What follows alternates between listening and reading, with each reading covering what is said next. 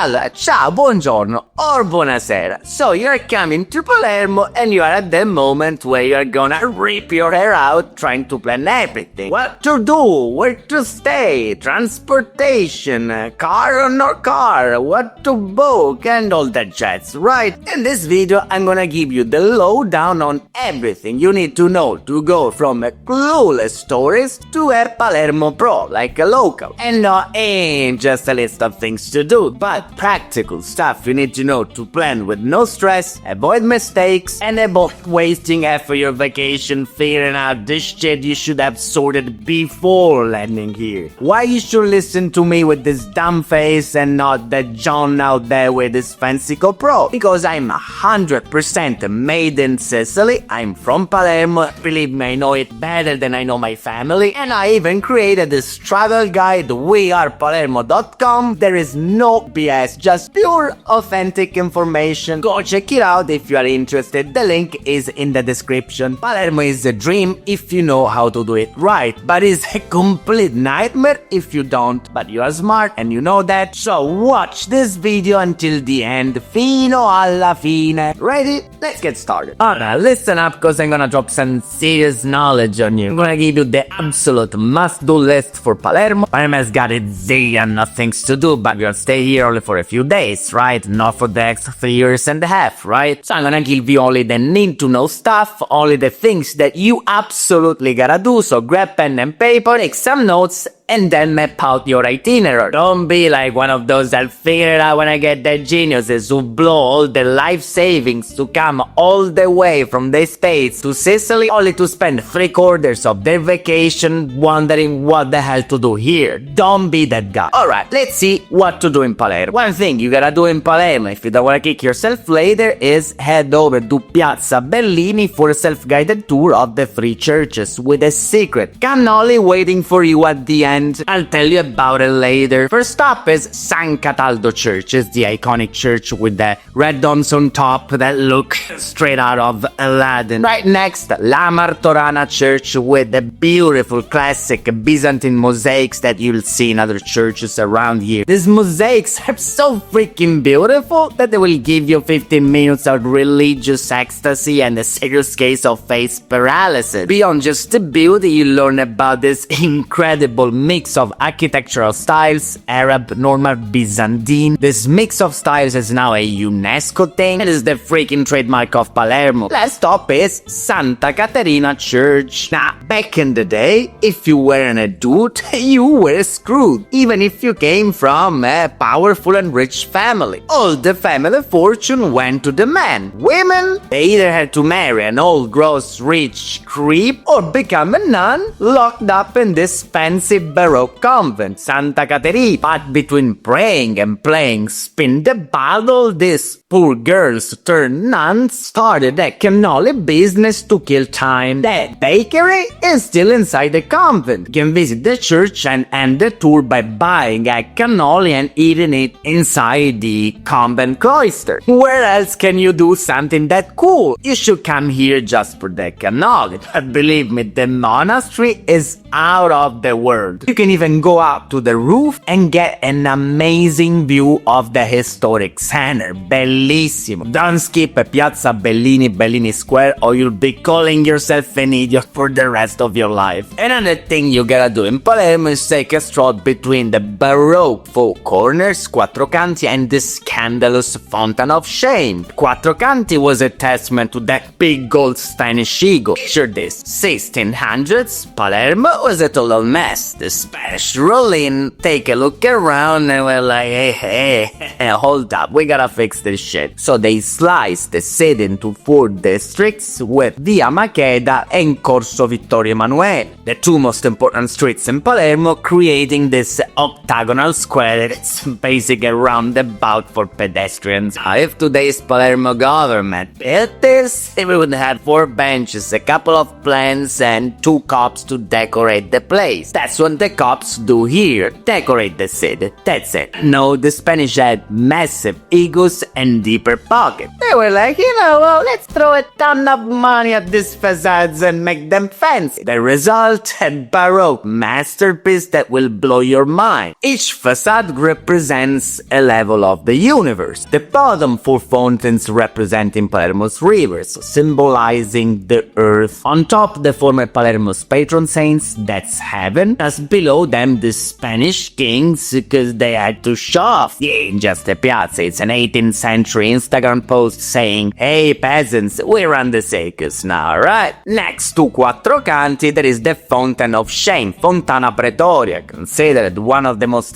beautiful fountains in Italy. Per carità, it's not Trevi Fountain, but it's still freaking gorgeous. Why shame, you ask? Well, there is more nudity here than in a Roman orgy. Naked statues everywhere, men, women, mythological creatures, the whole shebang. The fountain shares the square with a convent. Story goes that when the fountain was installed, a nun from the convent looked out the window, saw the naked statues and screamed, "Shame on you, sinners!" And the name stuck. But the fountain is more than just a pretty face. It shows how rich and powerful Palermo was back in the day. They bought this masterpiece from a broke noble Spanish in Florence, and they shipped it all the way from Florence to Sicily piece by piece. Of course, some heads and limbs get lost in the mail, but they called in a statue surgeon and now it's good as new. Why you gonna see these attractions? What's your takeaway here? But back then, rulers didn't run stupid campaigns on TV. They carved their power in stone. The Fountain of Shame shows how influential and rich Palermo once was. Buying a masterpiece from Florence and showing it off was the Sicilian way of saying we have made it,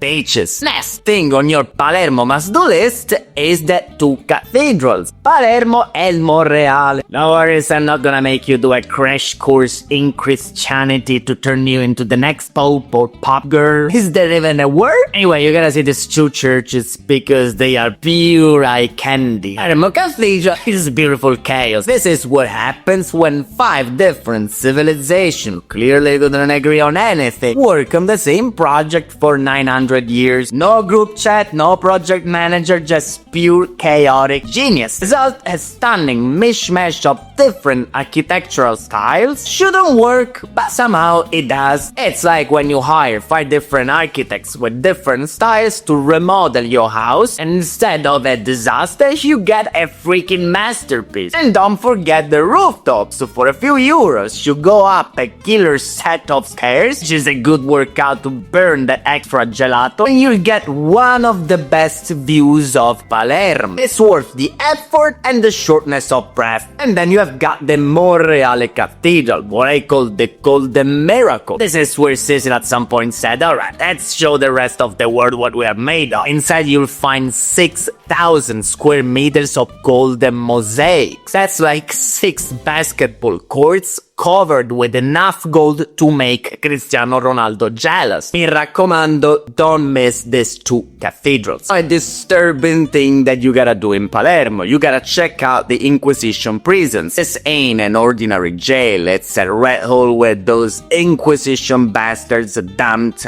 anyone who thought was a sin. They tortured them to death, and to kill time, these poor souls covered the walls in graffiti. Messages of hope, anger, prayers, curses. They didn't have colors and brushes either, but they used whatever gross a human body could produce. I let your imagination run wild on that one. Beyond the beauty of that graffiti, you gotta check out this place for the freaking life lesson you won't forget for the rest of your life. Today we've got the freedom to say any dumb shit that pops into our heads. The earth is flat. It is Jesus Christ. 5G controls our mind. Aliens built the pyramids and nothing happens. Back then, saying the wrong thing or simply existing in the wrong way got you locked up and tortured. And this went on for centuries during the Inquisition. For just 12 euros, a guy will walk you through the cells, explaining the graffiti and the horror. It's intense, raw, and it put things in perspective. perspective. After seeing this, you want to punch anyone who complains about not having enough freedom. One more absolute must-see in Palermo is Massimo Theater, Teatro Massimo. Whenever people talk about this place, it always turns into, who's got the bigger contest. And guess what? We win, because Massimo is the biggest opera house in Italy, the third one in Europe. Yes, the French and the Austrians have got bigger ones, so we have bigger acoustics. Italians do it better, baby. But it ain't only about the size. You gotta see this place for its bellissimo, stunning mix of architecture, neoclassical and baroque. Now, for those who don't know their columns from their cornices, neoclassical, think Greece and Rome, columns, symmetry, and that vibe that screams, we are super important, look how sophisticated we are. It's like wearing a tuxedo to buy milk. Baroque, think neoclassical after a few drinks. Extra curves, gold everywhere, and angels on every corner. For those Godfather fanatics, this is where Michael Corleone's daughter, gets assassinated. This tragic scene happens on Massimo Theater steps. You can imagine how many people go there just to take a picture with that damn Hymir look on their face. And if you are into ghost stories, here is a fun one. There is a step here called Il Gradino Maledetto, the cursed step. Legend has it that during the construction, some nun warned the builders not to touch the site because it was sacred. It ignored the nun, and now people who don't believe in her trip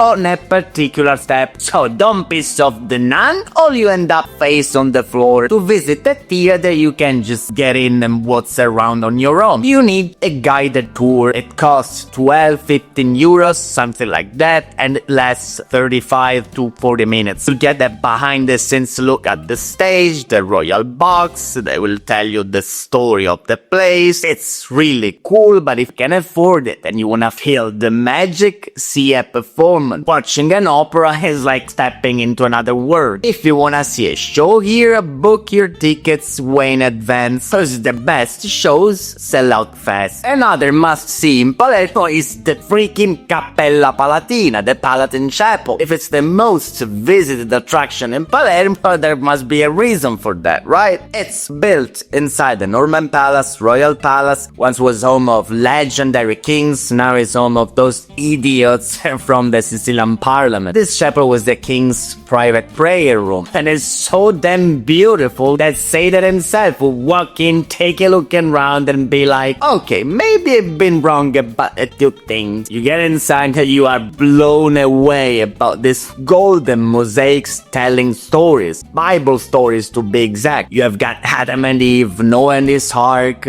Jesus and his crew, all hanging out in sparkling gold. It's like a medieval comic book, but way fancier and way more expensive. Besides, this place is special for one important reason: the ultimate cultural mishmash. Arab, Byzantine and Norman elements all working together like the freaking Avengers, designing a church instead of saving the world. That's pure magic. In today's world, where we are constantly spitting in each other's faces over differences, this chapel stands as a powerful reminder of what can happen when cultures work together. It's a powerful what if we just got along moment. Don't miss it. And one more thing you gotta do in Palermo is stuff your face with street food in our ancient street market. Our bellissime street markets are history. Think Arabic souks straight out of Aladdin. They've been around for so long that even God forgot when they started. According to those fancy food experts out there who write articles, we've got the best street food in Europe and the fifth in the world. I don't know how the hell they can measure that, but I like to believe it's true. The variety is insane. Grilled, baked,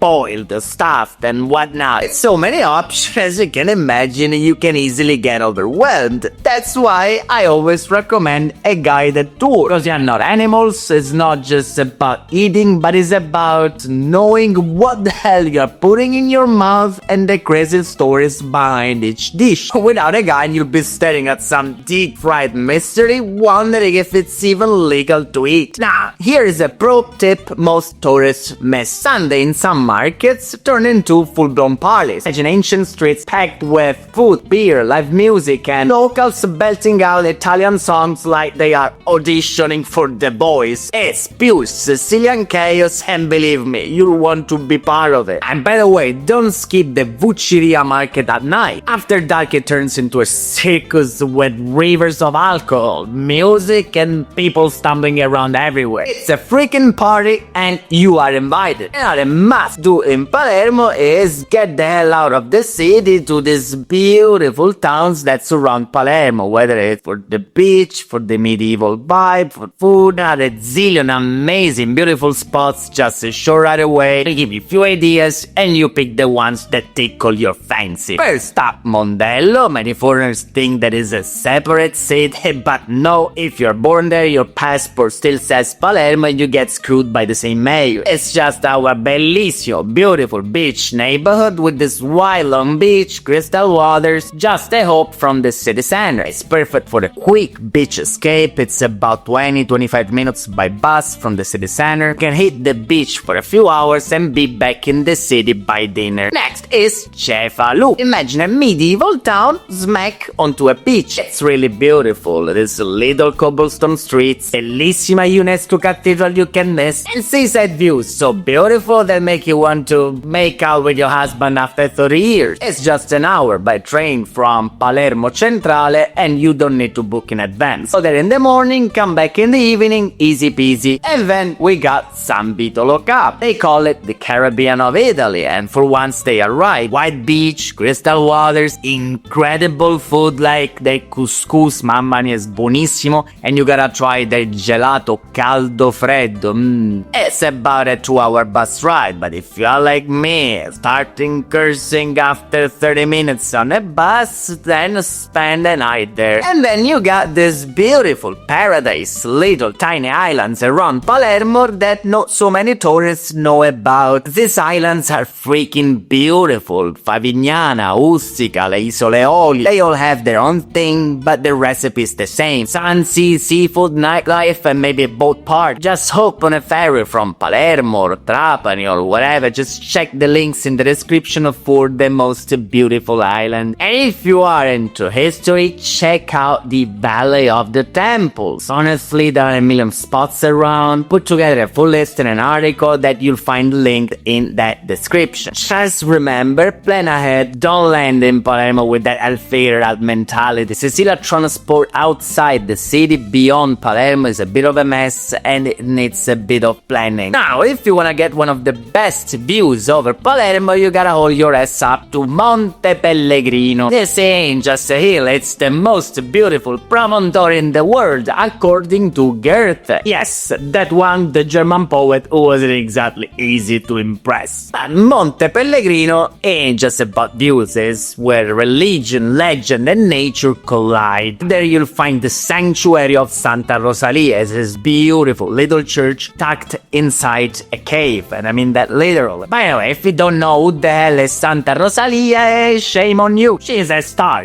She's our patron saint, sometimes is seen as even bigger than God, especially by those old school Christian grandmas like mia nonna, my grandma. You can even trash talk her daughter, but don't dare say a word against Santa Rosalia or she will melt you in the tomato sauce. You gotta see this shrine is really beautiful, but do as Sicilians do. Sicilians usually hike up the mountain or on a pilgrimage as an act of devotion, and they get on top, they try to bribe the saint with promises like, hey Santa Rosalia, listen up, I almost killed myself coming up this freaking hill, and now please do this for me, do that for me. If you don't have anything to ask the saint, just want some panoramic Instagram pics without sweating your life out, take the bus, write this down, 812, half an hour, and you'll be face to face with the saint. Listen, seriously, if you leave Palermo without coming here, you'll piss off Goethe, the saint. You don't wanna do that, just behave yourself and don't be rude. Tours that you absolutely gotta do in Palermo, you'll be kicking yourself for the rest of your life. Done a bunch of them, but I'm gonna lay down the ones that in my humble opinion are the best. Pick whatever you like, but make sure you book before they are full up. Don't be a cheapskate and cough up the dough. You are already dropping a lot of cash to get to Palermo. You don't wanna trip at the finish line, right? Numero uno, the street food tour. If you've got only one shot, go all in on this tour. Palermo is the freaking European capital of street food, and I'm talking about hot dogs and french fries, but a culinary paradise with a zillion recipes to blow your mind. A guide will take you around our street markets and stuff your face with the best grub in town and tell all the cool stories behind these century-old recipes. I get it, you could wander around the street markets and try some stuff on your own, but let's be real, you won't have a clue of what the hell you are putting in your mouth and the story behind it. Also, you'll probably end up getting ripped off and paying double for everything. The magic happens not just with the guide feeding you, but with all the cool stories behind every bite. Take our cannoli, for example. Legend has it that it was invented by the concubines of some Arab king in Sicily as a tribute to his penis, royal jewel. It's a kind of juicy gossip that you'll get, and it's worth retelling at every dinner party for the rest of your life. Link for this tour in the description, check it out. Another tour you should consider is a guided walking tour of the historic Sen. Now that's not because you need somebody to hold your hand to keep you from getting lost, it's for a way bigger reason. But it must be passed around like a hot potato throughout its history, conquered by over 15 different civilizations. Each of them has left its own mark on the city. For this reason, we have got one of the biggest historic centers in all of Europe. Some say it's the biggest, others say as Lisbon has got the biggest. You know, everyone claims to have the biggest, right? Anyway, what's the problem here? And unless you are some kind of Sicilian history nerd, which I doubt, you'll be wandering around with a dumb, clueless look on your face for not getting what the hell is going on around you. Ignorance might be bliss, but knowledge is power. When you do a guided walking tour, a guide will fill in the blanks with stories about, like, for example, the Teatro Massimo, which is the biggest opera house in Italy and the third one in all of Europe. Here they filmed The Godfather Part 3, that is a story about the cursed step you should watch out for, by the way. And there is also a creepy story with the Mafia involved. That's the kind of stuff you will never know if you wander around on your own. Best walking tours down in the description. For all the blood and murder buffs out there, there is one tour you absolutely can miss. Mafia walking tour. Now let's not bullshit ourselves. I'd like to say that the Mafia doesn't exist, but it does, unfortunately, and Sicily and the Mafia have been intertwined for longest time. Now for most foreigners, the Mafia is all about a cool Marlon Brando and the offer you can't refuse crap. But for us Sicilians, it's a double freaking royal pain in the ass, like the worst kind of cancer has wiped out all the good that the island had to offer. And on this tour, a guide will take you around to the bloody places and tell you real stories, no Hollywood crap, or the freaking plague the Mafia's been for us and all the people who died fighting them. You'll see why this shit ain't fun for Sicilians. It's emotional, eye-opening, and totally worth it. Links in the description. Don't even think about leaving Sicily without learning at least one damn recipe. Scientists have proven that if you do, you'll be calling yourself an asshole for the next 7 years straight. Listen, we Sicilians have a lot of flaws, the Mafia, Lazzevo, blah blah blah, but damn, we can cook. We have great street food, we invented cannoli, gelato, ice cream, pasta and pizza are kind of our thing. And don't forget about all the amazing Mediterranean dishes that will make your taste buds dance. So skill that cheesy souvenir, that Godfather t-shirt, the magnet, the music box. Go to a cooking class and learn a skill that you can actually use. There is a cooking class for everyone. Pasta, pizza, gelato, cannoli, street food, etc, etc. I've got an American friend who found her husband with the cannoli recipe she learned here. Make me a great cannoli and I'll put a ring on it, I promise. For the best cooking classes, check the links in the description. If you are into wine, you can't leave Palermo without doing a wine tasting. As I said, as Sicilians may be a bit messed up, but we are the freaking European champions of all the deadly six. Sicilian wines are legendary. They won a ton of awards, and skipping a wine tasting is a crime. They sit you down and make you try different regions regional wines paired with some local snack. This is the dolce vita. It's a must-do. You live happy with your taste buds doing the Macarena and seeing Capo. What more could you ask for? The link is in the description. Alright, do you know those little cars, the Fiat 500s? In Italy, these are as iconic as gelato, pasta, pizza, mozzarella and cannoli. They are a piece of Italian history, and they blew up in the post-war period when Italians were all about making money, getting high and getting laid. I remember my grandpa, rest in peace, with that goofy grin on his face whenever he saw one. Anyway, in Palermo there is a tour where you hop on one of these little cars and cruise through the streets. It's like you are in a freaking movie. You'll go through the historic center, along the seaside, and even out to Mondello. Every now and then they'll stop so you can grab a coffee, a cannoli, or whatever. If you can drive a stick shift, do it.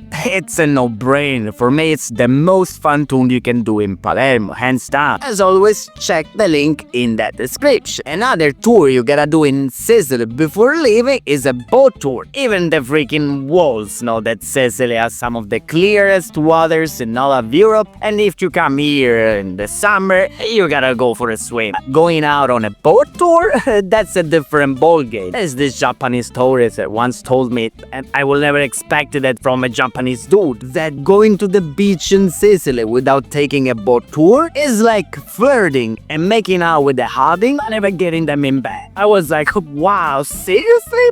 But he made this point. There are boat tours all over the place. Mondello, San Vitolo Capo, Cefalù and beyond. Take you swimming, snorkeling, sunbathing to hit them cuffs with the beautiful crystal waters. Bellissimo. Check the links in the description for my top pick to book or not to book the beach club. This is the question. I think Shakespeare was the one who started this whole dilemma, right? Question is, are you gonna hit the beach like a peasant or like a royalty? You've got two options. Number one, you roll out to the beach with your towel, toss it on the floor and clean your spot. The downside is that on crowded beaches like Cefalù and Mondello, finding a patch of sand is like winning the lottery. You'll probably end up 2 inches from Uncle Nunzio, puffing away on a cigarette while the sun fries your brain until you forget your own name. Option B, you book your spot at a Lido. These are beach clubs where you can rent umbrellas and sunbeds and the luxury of not sharing your personal space with Uncle Nunzio. But of course it'll cost you an arm and a leg. Most of the main beaches like Cefalù, Mondello, San Vitolo Capo are packed with these Lidos. It's like 75% of the sand is taken up by them. Or anything like me, a bit of a diva who loves her comfort, can't stand the thought of spending the day next to Uncle Nunzio, then we gotta book your spot at a Lido in advance, especially weekends and peak months like July and August. How the heck do you book this Lido? Some of the fancier ones let you book online, while others, it's a miracle if they have a phone or they know what WhatsApp is. I've put a couple of the easier ones to book in the description. Check them out.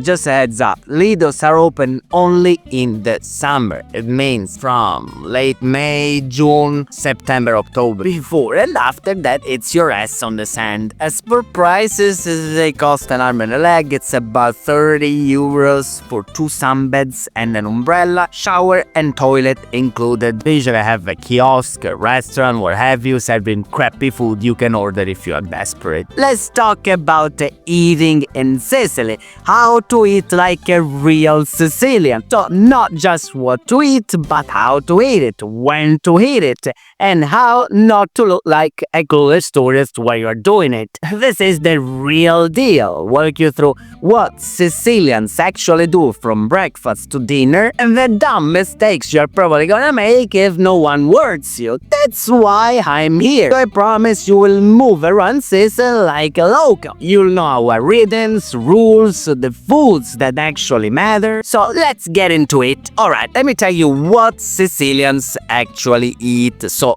3 meals, breakfast, lunch and dinner. Breakfast is simple, quick and sweet. Now, when I say sweet, for the love of God, let me tell you something really important. We Sicilians don't roll out of bed and dig into a tub of ice cream like some idiots out there say on Instagram. Gelato is not Sicilian traditional breakfast. This is because in Messina area, Messina is a Sicilian city, in the summer when it's super hot, people eat this semi-frozen dessert called granita with a brioche. Granita is different from gelato. They eat it as a kind of late breakfast to cool off. I see a lot of foreigners wandering around at 8 in the morning looking for gelato because it's traditional Sicilian breakfast, when ice cream shops are even closed in the morning, and they end up in these crappy cafes in the touristic area selling crappy ice cream because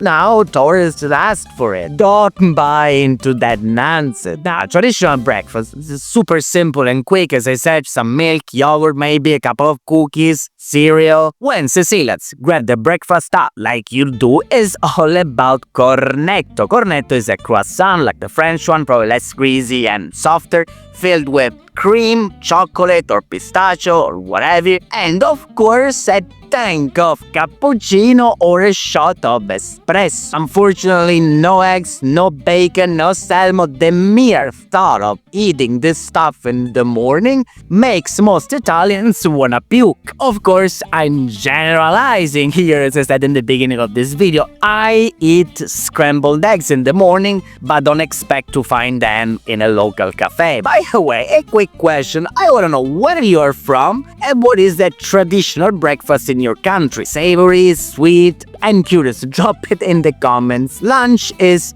pasta time. By the way, lunch is between 1 p.m. and 2:30 p.m. Burn those times into your brain when you are in Italy, because restaurants are serving lunch before 1 p.m. This might be a tourist trap. At 11:30 in the morning, we still got cornetto crumbs on our faces. We are not picking out on meatballs. Now we got millions of pasta recipes, veggie, meat, fish, what have you, and tons of different shapes, spaghetti, rigatoni, mezze penne, so we don't get tired of it. If you are on the go, if you are in a hurry, sandwich is the move. I'm not talking about the prepackaged crap. It's fresh bread. Bread here is really good, stuffed with cold cuts, veggies, fish, meat, whatever you like. And most people finish their lunch with a piece of fruit. Dinner is usually lighter. By the way, it's between the 8 p.m. and 10 p.m. Again, keep those times in mind. We usually go for a second course, might be fish, meat, veggies. Sicily is an island. Of course, fish is a big deal here. It's really good,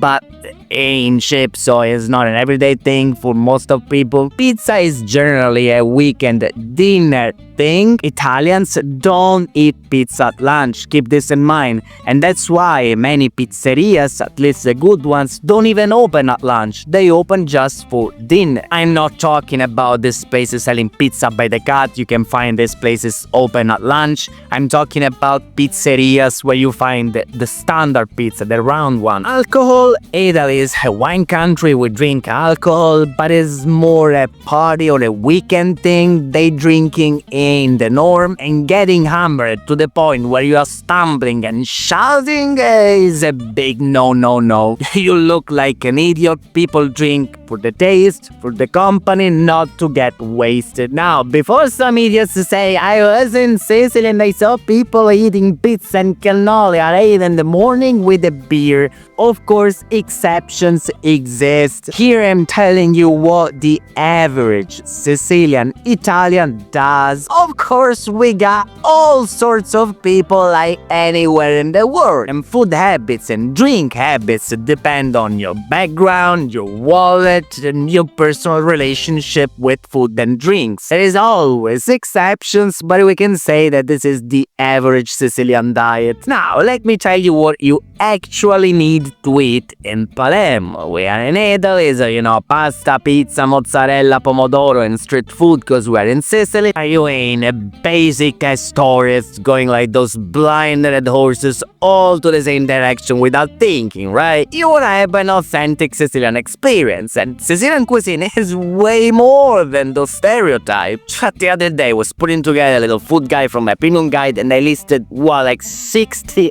traditional dishes, and I had to cut it short or it'd European Bible. I'm not saying that you're gonna try all these 60 traditional dishes and end up with a liver transplant just to say that you had an authentic Sicilian experience. But you can't just stick to pasta, pizza, street food either. So here is the plan. I'm gonna break it down into different categories of traditional food and list only the absolute must-try dishes. This is where when you leave you can actually say that you had an authentic Sicilian experience. Sound good? Alright, let's do this. Cominciamo. The first thing you gotta try, I've told you this I don't know how many times, is the street food. In sausages, hot dogs and french fries, but ancient recipes. I'm not saying from Jesus Christ's time, but almost. Back in the day, Sicilians weren't swimming in caviar. They were poor as hell and sick of bread and onions. Day in, day out, they were like, alright guys, we gotta do something. So they threw together scraps and whatever the hell they could find and somehow turned into something genius. Apparently, hunger makes you creative. Creative to the point that now street food is considered the best in Europe, the fifth in the world, or at least according to those food experts out there. As you can imagine, you ain't eating street food and silk underwear shirt at a fancy restaurant, but at some Uncle Nunzio stall surrounded by old dudes spinning a pot sock with one hand stuffing your face with the other wiping grease off your chin. Now we got millions of these recipes, but if you wanna say, yes, I did Sicilian street food, you gotta try this one. Number 1. Pane con la milza, or pane cameos and Sicilian translate spleen sandwich. I know, the name already makes you want to puke, but if it's been around for 1000 years, it must be a reason for that. It's freaking good, so be brave. Try it and you'll thank me later. Second thing on your list, to try some fried street food. Anelle, chickpea fritters, croquette, potato croquettes, and arancine. Deep fried rice balls stuffed with ham and cheese or meat sauce. And number 3, sfincione. Think of it as pizza's broke cousin, but it's a freaking good, thick, soft, topped with tomato sauce, onions, breadcrumbs, caciocavallo, Sicilian cheese, and dripping oil like it ran a marathon. Now, here's a mistake to avoid. Don't let street food be your whole Sicilian food experience. In tourist areas, street food it's everywhere because it's the easiest thing to push on visitors. But as I said, Sicilian cuisine is way bigger than that. Just one day, do a street food tour. By the way, links in the description for the best ones. Eat it, love it, and move the hell on. Wait, something really quick. I've put together a premium guide. We are Palermo premium guide that is packed with restaurants, itineraries, must-do experiences, and all the local secrets that will make you experience Palermo like a real Sicilian and not like a clueless tourist. Check it out, the link is in the description. Now back to the video. And numero 2 thing that you gotta try is a seafood. Fish. Now, it doesn't take a genius to figure out that Sicily, being an island, fish is the undisputed king of our cuisine. And the beauty of our seafood is that we barely touch it. Most of our recipes are basically pull out the fish out of water, slap it on the grill or boil it, drizzle some olive oil, a couple of other poor ingredients, and that's it. No complicated sauces, no 300 spices, nothing. The fish does all the work. And there is an explanation for that, as the smart folks out there say, because I know fish as I know quantum physics. The Mediterranean fish basically live in a famine, because the Mediterranean is overflowing with food. These little guys are living like in a permanent diet. No excess food, no fat. On top of that, no crazy currents in the Mediterranean. So this fish, they just like chill, they hang out with their fish buddies and move as little as possible. This means less muscle, softer and more delicate meat. Compared to their cousins in the ocean, they live in a beast mode. Strong currents, a limited food supply, so they bulk up like bodybuilders. More muscle, more fat, so stronger and heavier taste. So our fish taste amazing with basically no seasoning, so don't put sauce, spices, nothing. Eat it just like that. Many things to try, but as we said, it ain't staying here forever. So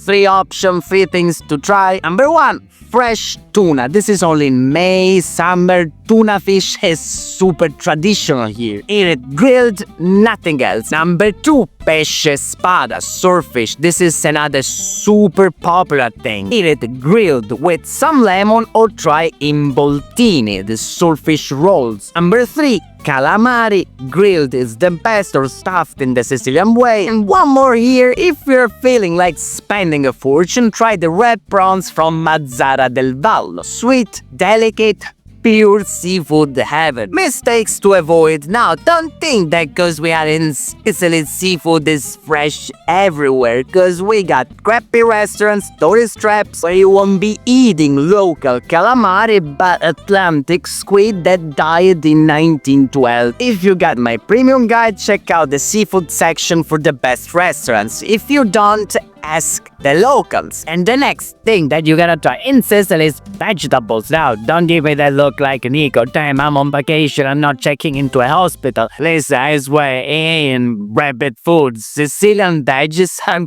freakingly good. This is one of the things that I miss the most when I'm abroad, where too many times I've been in places where an artichoke and an apple taste the same damn thing. Sicilian veggies are freakingly good because we got the perfect setup. Mediterranean sun, enough rain, and probably some little love from Mother Nature with things like our volcano, the Etna, that blesses our soil with minerals. Plus, as you probably know, back in the day, meat was expensive as hell. In Sicilians were poor of bread and onion day in, day out, they had to get creative with vegetables. And that's why we have a ton of plant-based dishes using top-notch ingredients like zucchini, eggplant, tomatoes. Now, what you should try here? A lot of things. First, anything with eggplant. If it's got eggplant, order it. Things like a pasta alla norma with tomato sauce, eggplant, and some local cheese, or parmigiana or caponata that you should already know that. One more thing is grilled or stuffed vegetables. Listen, it sounds basic, but trust me, it's an explosion of flavor. Just drizzle some olive oil, some basil, and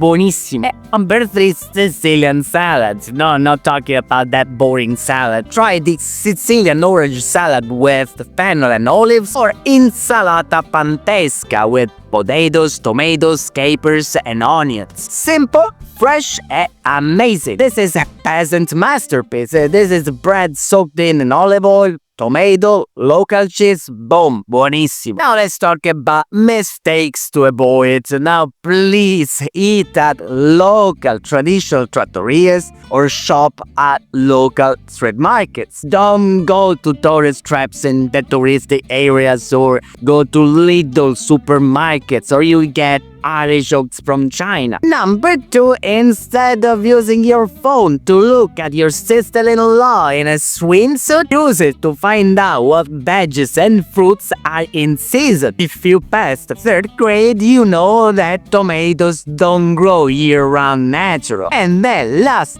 thing that you gotta try is ice cream and pastries. After that, consider your life ruined. Even if you are on diet, don't skip it. I'm not talking about the sugar and butter bricks and Starbucks try to paint a picture that they taste absolutely nothing. They are like chewing a mixture of sugar, whey fat, and IKEA sodas. I promise that our desserts are not like that, as Sicilians have done a lot of questionable things like the Mafia, playing Lego with trash on the streets, but at least we take dessert seriously. You know, we are world famous for our cannoli. By the way, little fun fact, cannoli were created by the Arabs in Sicily as a like a tribute to their king, but don't think about it while eating one. We are also famous for our gelato ice cream. We invented the modern gelato. We are welcome world. And obvious things aside, there are the things that you should try before leaving. The first thing, la prima cosa, is the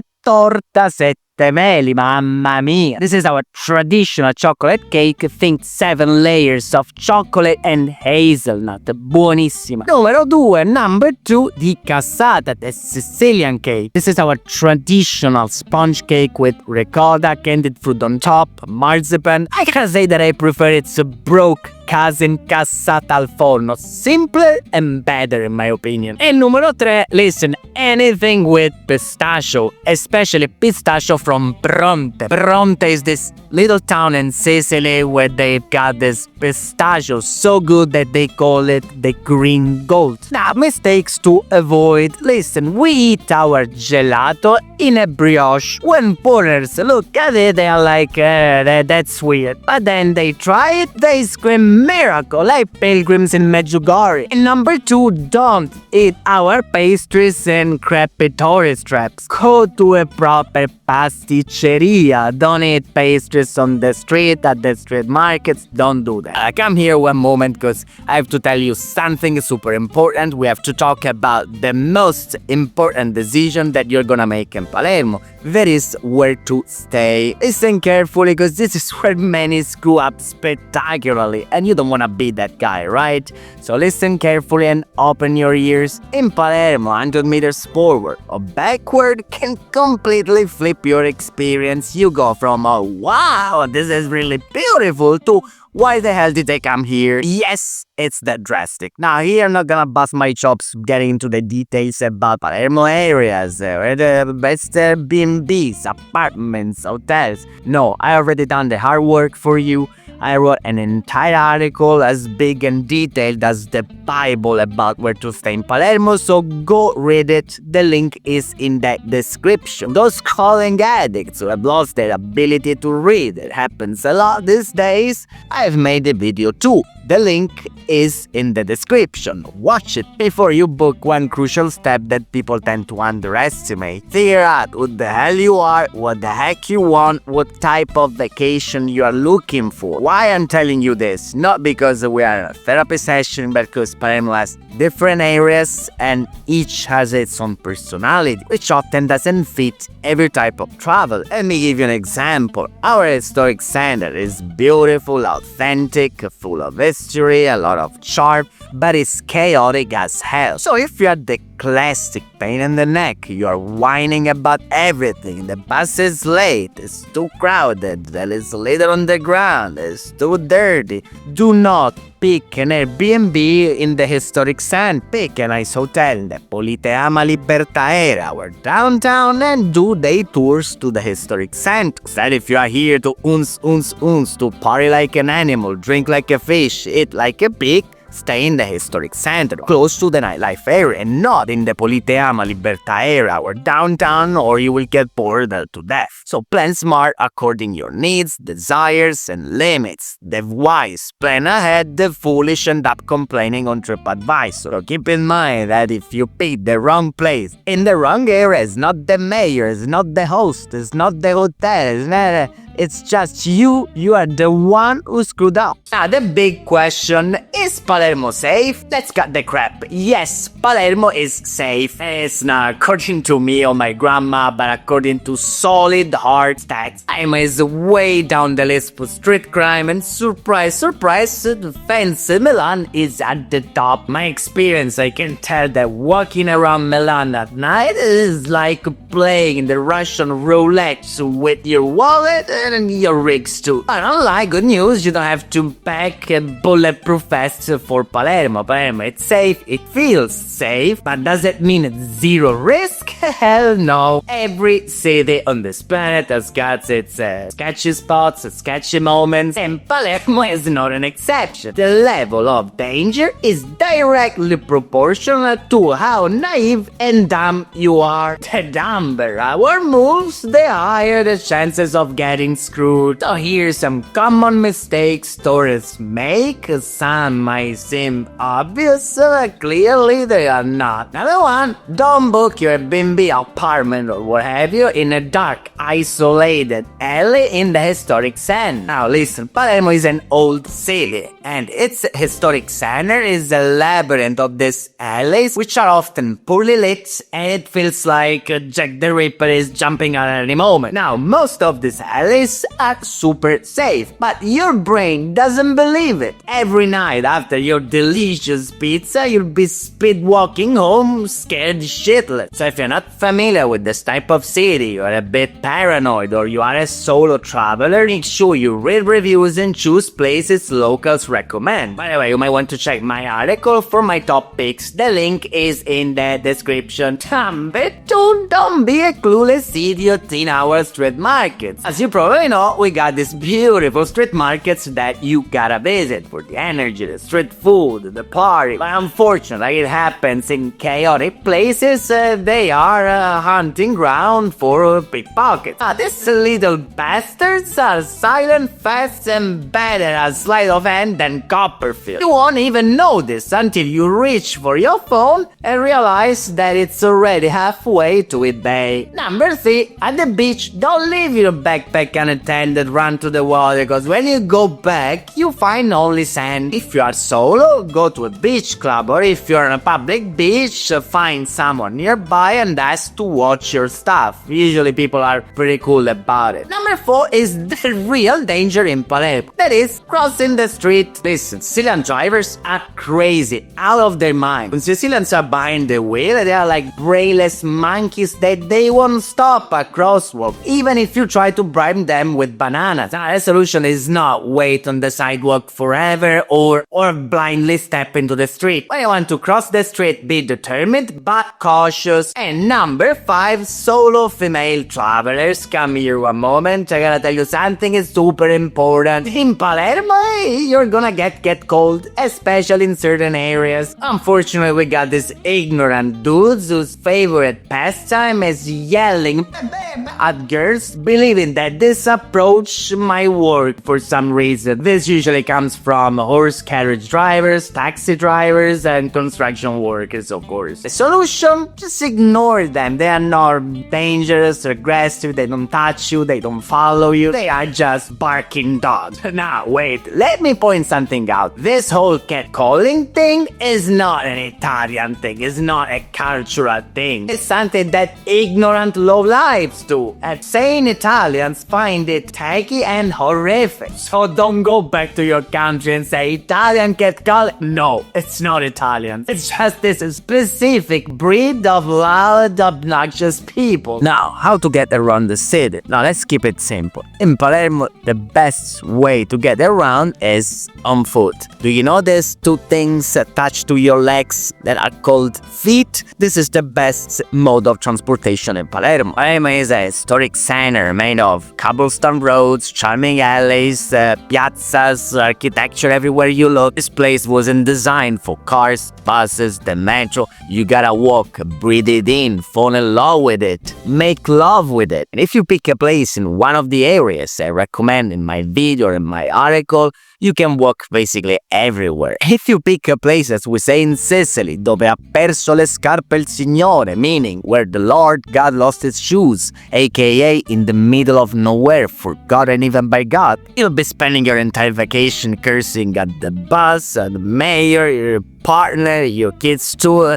It's not fun, believe me. But to conclude this point, the best way to get around the city is on foot. Watch the video, read my article, pick your spot in a central area, and you can walk everywhere. As we said, in Palermo you walk, but in a few cases you need a bus. Number 1, you need a bus to go to Mondello. Mondello is our beautiful, stunning seaside neighborhood with this crystal water, white long beach, or at least looks like that 11 months of the year. Then August rolls around and it turns into a green crappy soup of pink bodies and screaming kids. In the warmer seasons, Mondello is a must-see. Skip July and August, is not worth it. The winter is a ghost town, there is really nothing going on in there, but on a sunny weekend, a stroll and a coffee by the sea still do wonders for your soul. How do you get there? There is a direct bus 806, write this down, which connects the Politeama Libertà area to Mondello. In summer, the service is decent and frequent,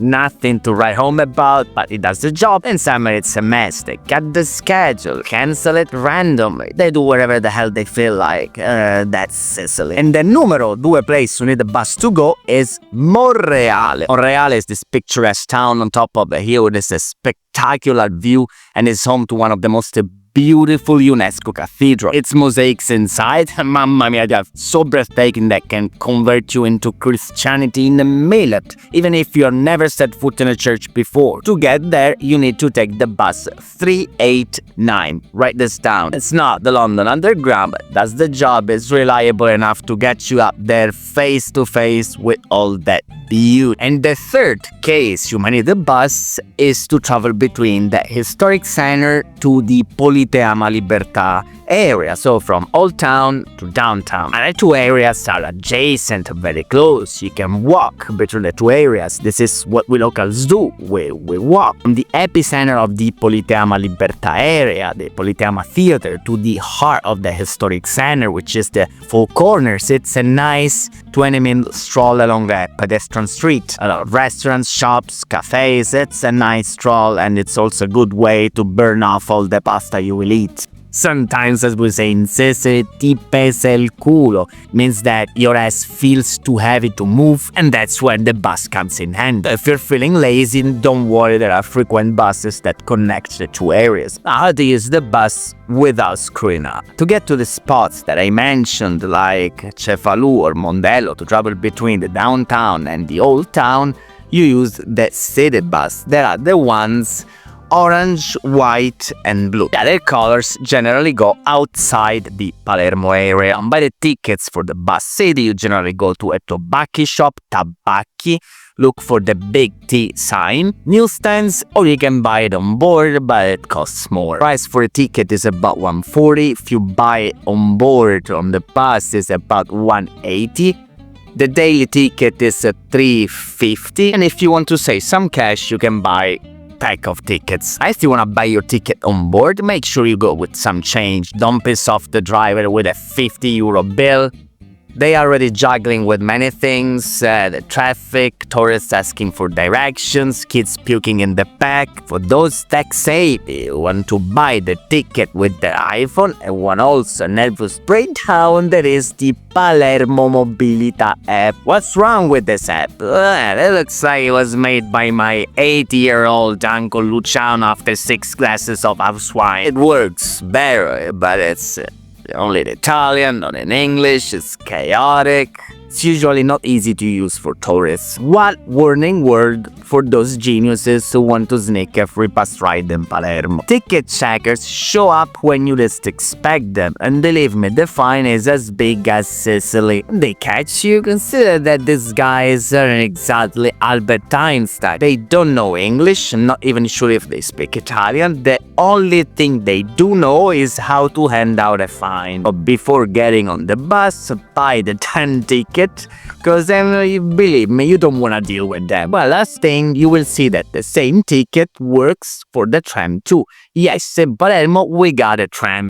Don't get too excited, because it looks like they tracked tourists to see where they want to go, and they build the tram lines in the exact opposite direction. It's like they say, you motherfucker, go use your tram in your city. Like I said before, in Palermo you gotta use the legs and walk. Occasionally you need to hop on a bus to see the must spots outside the city center like Monreale and Mondello. Now here is the $1 million question. Nico, do I need a car? If you're just hanging in Palermo for a few days, you wanna see the city and some nearby spots, the answer is no. The car is more trouble than it's worth. But if you're sticking longer and you wanna see the amazing stuff outside the city, a car might save you some serious headaches. In fact, Palermo's got a gazillion of towns, beaches, villages that you must absolutely visit. Now, I'm not saying that you gotta see every single one unless you want to move here for the next 6 years. But seriously, if you don't do at least a few day trips, you might find yourself one day on your deathbed full of regrets, and no one wants that, right? Some of the most popular destinations like Cefalù, San Vitolo Capo, Agrigento are well connected by public transport, so you can do day trips without having to tear your head out. For less tourist destinations, if you don't have a car or you didn't think to pack a camel, good luck with that. This is especially true in summer when it comes to beaches. Most popular ones like Mondello or San Vitolo Capo in summer turn into zoos with pink monkeys swimming everywhere. If you want to escape to quieter, to more local beaches, a car is a must. It goes without saying that even for the touristy spots, a car is way faster. Now here's the thing, I can do your homework for you.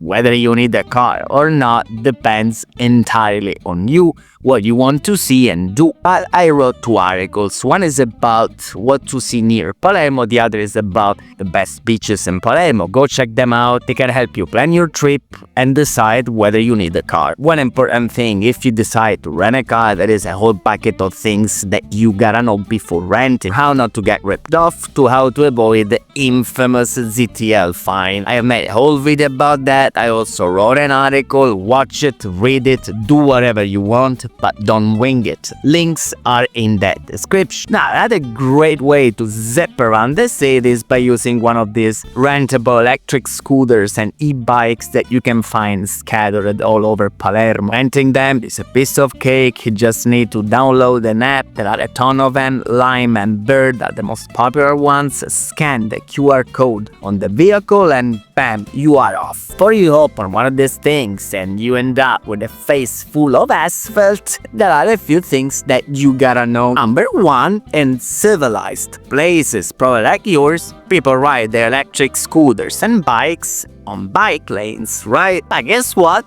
Palermo forgot to build them, so people ride them wherever the hell they want. Pedestrian streets, sidewalks, piazzas, whatever is vaguely flagged, it's fair game. So join the circus and ride wherever you feel. Number 2, technically you should wear a helmet when you ride these things. Guess what? Nobody gives a damn. Not the riders, not the cops either. And let's be honest, it's a kind of hard walking around with a helmet just in case you decide to hop on a scooter, right? It's usually a last moment thing, right? Right now everybody's cruising around with the hair blowing in the wind, but in a bipolar city like Palermo, things can change fast. I wouldn't be surprised if tomorrow the police wake up and start finding everybody. Now, just to be clear before some genius decides to leave a dumb comment, I'm not encouraging you to ride without a helmet. I'm just saying what people do here. The helmet law was just released and people do not apply it because it's basically inconvenient walking around with a helmet all day just in case you decide to hop on a scooter. Capisci? Speaking of helmets, Palermo roads, let's say challenging. They've got potholes so deep that if you fall in it, you reappear on the other side of the planet. Got friends who disappeared into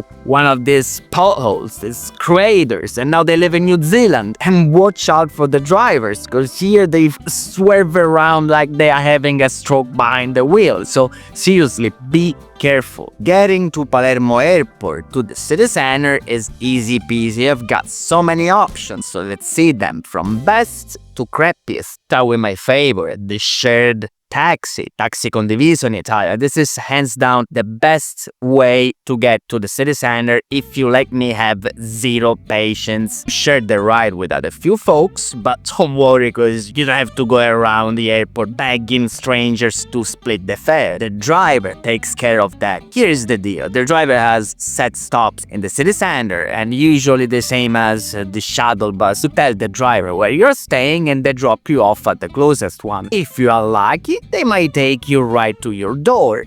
Don't count on it. It costs €8 per person, and they will try every trick in the book to get you to pay cash so they can dodge taxes. Yes, you heard that right. Do whatever you want, but they are legally required to take cards. Finding these taxes is easy peasy. There are signs all over the place. After you grab your bags, head outside, turn right, and they will practically jump on you. They are there all day, but not late at night. Here's a pro tip that only locals know. You can use these shared taxis to get back to the airport too. For just €10, they'll pick you up right from your hotel. Just call or WhatsApp the number, the link in the description, of the day before your flight. Don't call any earlier door, they will laugh in your face and hang up. When my beloved shared taxi ain't an option, I go for the shuttle bus. The company name is Prestia e Comandante. I say that is fast, punctual, reliable, and cheap. It costs only 6.31 way. Takes a bit longer than the shared taxi, I think 45 minutes, 50 maybe,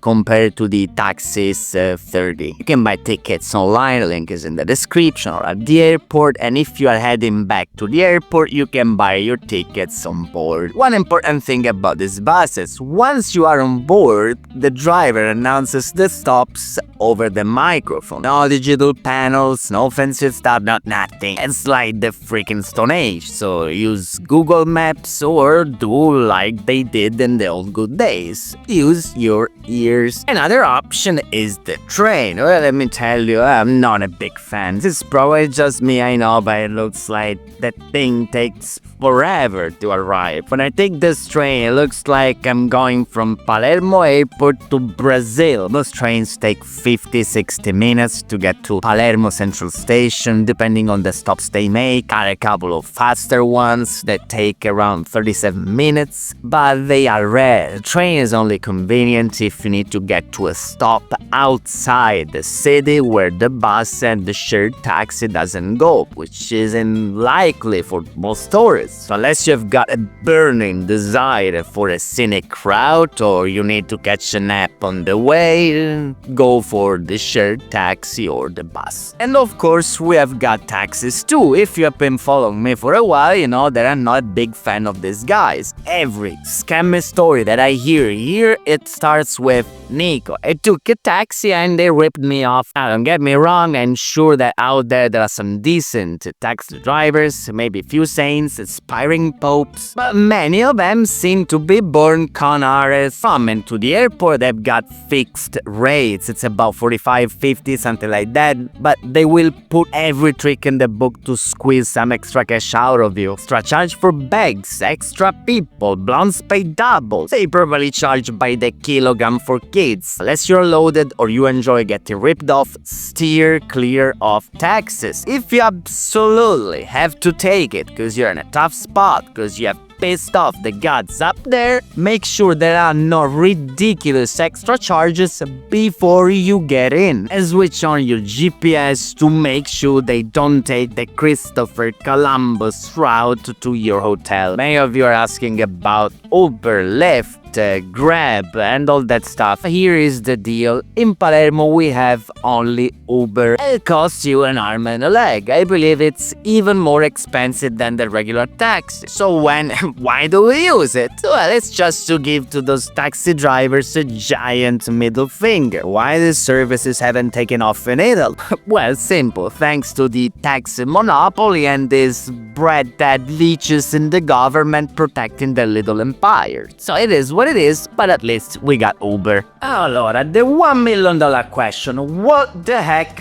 do you pack for Palermo? Now, I've made an entire video where I go in detail about what to pack, mistakes to avoid, how to blend in. Just go check it out. Here is just a quick and dirty sum up. I have got two options. Option 1, you can use that I don't give a shit, I wear whatever I like approach. Fine. Do you? You can rock the cargo shorts, white socks and sandals, and that big sign on your forehead saying I'm a tourist, please charge me double. If you're cool with that, great, move on, we are good. And options numero 2 is the I'd like to blend in approach. Smart move means that you're gonna experience Sicily like a local with fewer scam attempts and smoother experiences. In this case, great news, get Palermo and Milan, you don't have to redo your entire wardrobe before coming. But it's not the place where you roll out of bed and throw on whatever like you are picking lottery numbers. There is a sweet spot in between. You gotta remember just two little things: dress code and context. Dress code, think relaxed but put together. The fancier the place, the more people dress up. Speaking of that, there is one important thing to keep in mind. There is never a huge difference between the place and what people are wearing. This means a fancy restaurant Gelato bar, people dress fancy, while street bar or restaurant in a street market, people dress casual. You know, I've lived in places like Barcelona in Spain, where you often see people in super cool places or restaurants wearing a Lionel Messi t-shirt. This doesn't happen here. And this leads me to rule number 2. Never go out of context. Flip-flops, bathing suit, for the beach, for the pool, but not for a restaurant. Soccer jerseys and baseball hats are for the stadium, not for the bar. This is what I tell to all my friends visiting. Pack smart casual outfits, something nice but comfortable. And one slightly fancier outfit with dress shoes just in case you hit up a nicer place. Of course, this applies to more local spots. If you stick to the main tourist streets and go to touristy restaurants, white socks, baseball hats and jerseys are the norm. As for clothes for this season, summer is hot as hell, so bring breathable clothes, only linen and cotton unless you want to roast. Fall and spring is kind of warm but unpredictable, so layers are your best friends, and throw in a bathing suit just in case. Winter is mild but humid as hell. Bring a warm jacket, sweaters and waterproof shoes. It won't snow but you will feel the chill. Now, how much does Palermo cost? Is it expensive or not? Well, it does depend on where you are from, because there's a huge difference if you are coming from New York or Bangladesh, right? Or if you want to bathe in champagne, or you're cool sleeping on a park bench with stray dogs. Now, here I don't have time to go for a full shopping list, so I'll give you the average prices. No luxury bullshit, no super cheap stuff either. Just a realistic middle ground that you can use to do your math, plan accordingly, knowing that you can always upgrade to lobster and downgrade to street food. Now, let's start with accommodation. A good Airbnb apartment in an area where you won't wake up without a kidney will cost about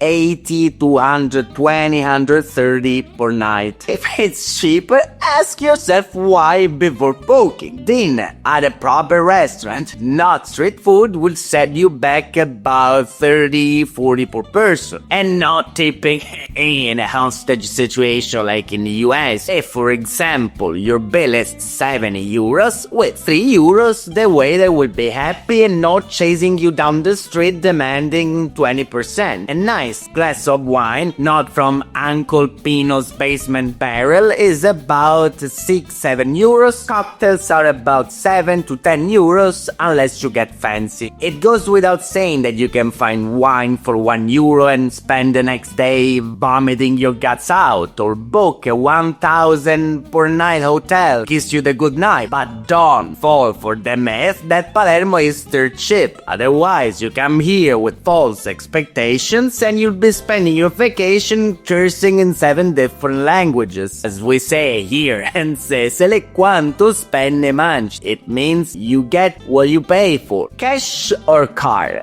Don't worry, you can leave the suitcase of cash at home. Palermo is in the Wild West. You can pay by card pretty much everywhere by now, and since 2022, almost every business in Italy is legally required to accept cards, even for small payments. Means that you can pay even your coffee with card. The only time you'll need cash is when you go to street markets, because these people, they don't know taxes, don't know receipts, they don't know sometimes even the language, straight out of the cave. Sometimes you might bump into some assholes, taxi drivers often, or that cash only scam. Sorry, the card machine is broken, I don't have one. The truth is that they don't want to pay taxes and the transaction fee. If you want to pay with your card, just say, alright, no card, no deal. Start walking away and the card machine will magically work again. Now, where to get cash? Use only real banks like Unicredit, Intesa San Paolo, Banco di Sicilia. Don't use these sketchy ATMs in tourist areas. Allora, let's talk about the stay connected in Palermo. No, it's not for scrolling through Instagram. If that's your priority, you can stay home on on your toilet, right? Internet here is for not wasting time, saving it. Think navigating the city, buses, maps, all that Palermo chaos without losing your freaking mind. Let's start with $1 million question. How is the internet in Palermo? Is it fast? Is it reliable? Technically, yes, internet is fast, it's reliable, we've got fast fiber optic, but the problem is people providing it. Generally speaking, if you are in an apartment, hotel, a small B&B, a small hotel, internet is good and reliable, unless your host is borrowing Wi-Fi from the neighbor with 15 kids streaming YouTube in 4K all day. Sometimes the issue is with hotels. Even big ones from popular chains, they have Wi-Fi powered by a potato. I don't get it. This happens with too many hotels throughout Italy. So if you need reliable internet, especially for work, double check with your host before booking. Many of you ask about public Wi-Fi. Yes, we got it. It exists in the historic center. You can connect for free for a few hours, and it's fine for texting your mom. Mom, I'm still alive. Mafia didn't get me, but don't expect to close the $1 million deal on Zoom. Cafes and restaurants may give you their password, but you have to bribe them with a steak. The best solution is get an eSIM. That's always what I do when I travel. They are cheap, reliable, and work perfectly fine in Palermo. You get tons of data, you can hotspot your laptop, and you don't have to remove your SIM card from your phone. Every modern smartphone supports them. They are easy to set up, even if you are technologically dumb. Check the description for the ones I recommend in Palermo. If you wanna go old school, you can go to a TIM or Vodafone store, bring your passport, and get a local tourist SIM. They usually last about 20 days. They are pricier than eSIMs, but the deals change every 5 minutes, so if you are interested, go check the offers. Alright, that's it. That's a wrap. I know I've talked a lot. Now you know exactly how to plan your trip to Palermo like a Sicilian, not like a clueless tourist. No dumb mistakes, no stress. Don't stop here, because I've loaded the description with tons of links to make your life even easier. Best places to stay, best tours, and a bunch of other essential information we have talked about. Go check them out and hit that like, that subscribe button, and drop a comment if you've got questions. I actually read them and reply to everyone. That's it, è stato un piacere, ci vediamo presto, ciao!